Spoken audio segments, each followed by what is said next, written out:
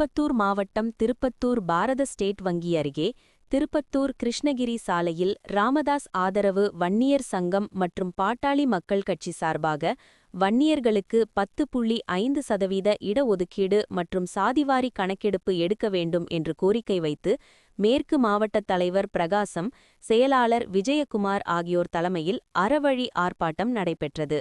மேலும் இந்த அறவழி ஆர்ப்பாட்டத்தில் சிறப்பு அழைப்பாளர்களாக மாநில இணைச் செயலாளர் ஸ்டீல் சதாசிவம், மாநில துணைத் தலைவர் சுரேஷ் ஆகியோர் கலந்து கொண்டு வன்னியர் சங்கமும் பாட்டாளி மக்கள் கட்சியும் பல ஆண்டுகளாக போராடி மக்களுக்கு 6 விதமான இடஒதுக்கீட்டு பலன்களை பெற்றுக் கொடுத்திருக்கிறது.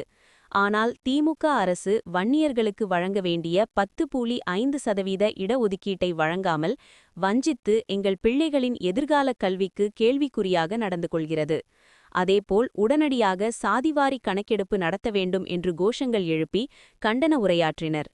மேலும் இந்த ஆர்ப்பாட்டத்தில் திருப்பத்தூர் கிழக்கு மற்றும் மேற்கு மாவட்ட ராமதாஸ் ஆதரவு பாட்டாளி மக்கள் கட்சி மற்றும் வன்னியர் சங்கம் பொறுப்பாளர்கள், உறுப்பினர்கள், பொதுமக்கள் என ஏராளமானோர் கலந்து கொண்டனர்.